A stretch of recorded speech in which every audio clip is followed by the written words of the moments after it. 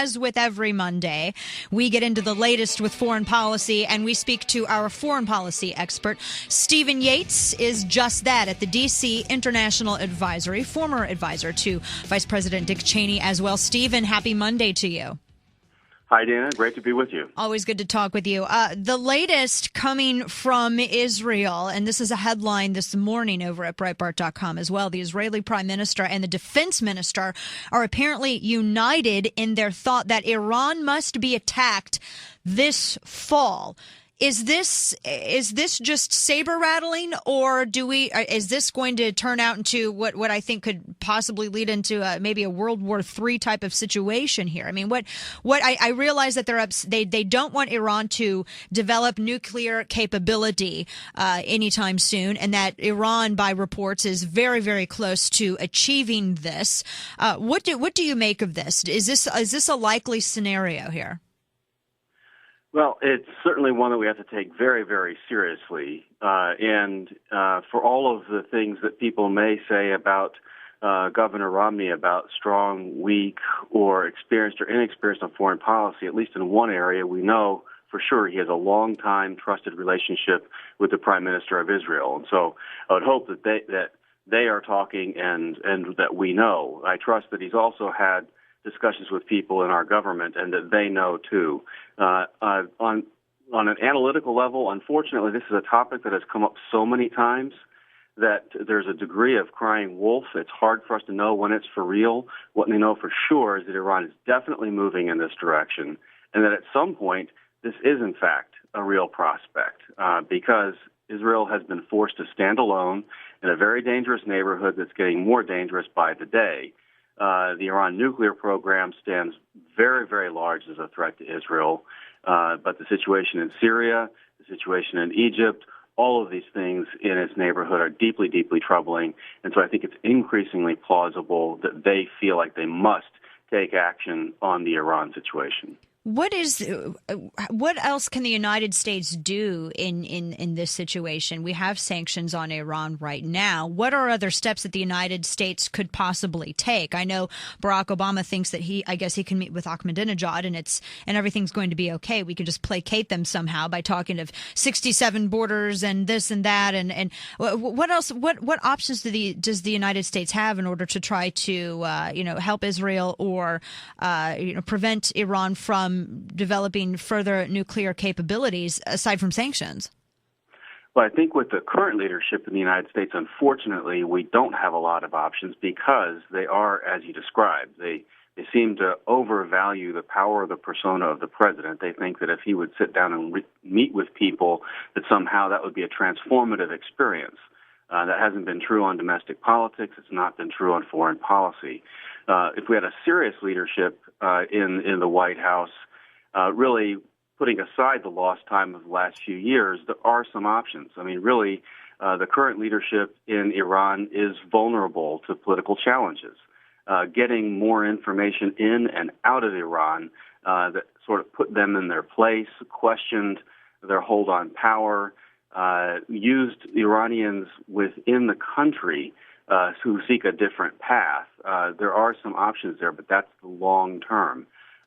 For Israel, the problem is they can't always play for the long term when extremist Islamists are in charge and say that they're ready to wipe Israel off the face of the planet. Right. And I guess the difficulty comes in determining how close really Iran is. I mean, it's kind of it's tough to trust it. Well, you can't trust anything that comes out of Iran. These are the people that poorly photoshopped missiles in a release that they sent out to the world to try to make it look like they had capability beyond what they actually had.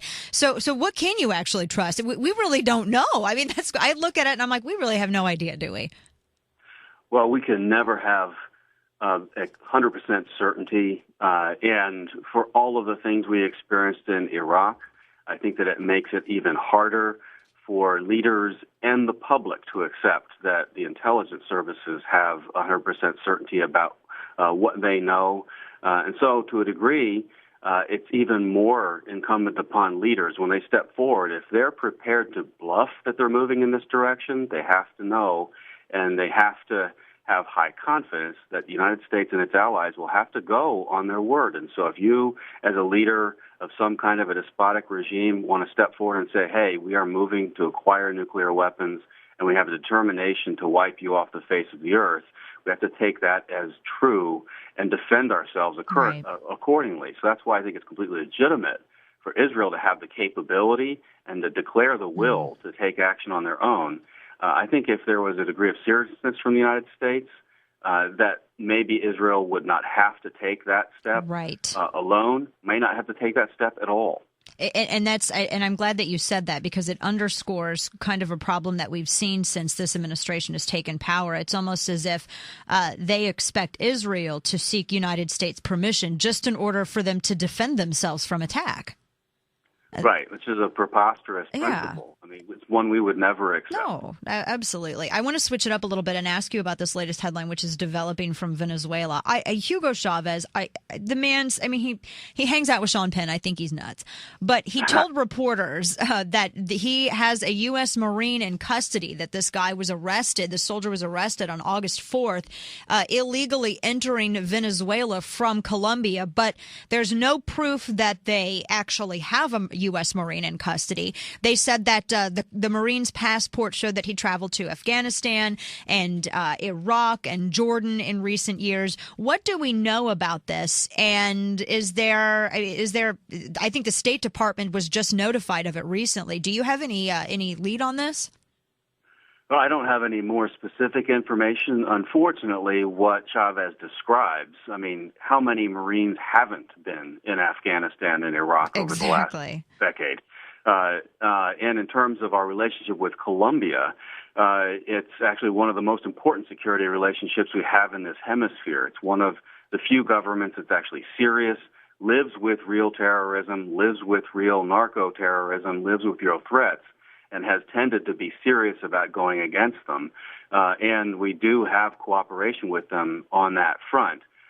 There are parts of that border area where it's not like there's a giant white line and a fence, and you know when you have crossed from one territory into another. Right. I'd like to believe there aren't just random Marines wandering around in that kind of a circumstance. But it's plausible that this has happened. But until there is some kind of real proof, I'm not going to take Hugo Chavez's word. And so he is one. On the one hand, he is a gigantic buffoon, but he's also a dangerous buffoon. A gigantic buffoon, but a dangerous buffoon. That's the best way to describe it. Stephen Yates, DCI, DC International Advisory, DCIadvisory.org. Always a pleasure, Stephen. We really value your perspective on these issues. Thank you so much. Thank you, Dana. And we'll talk soon. Take care.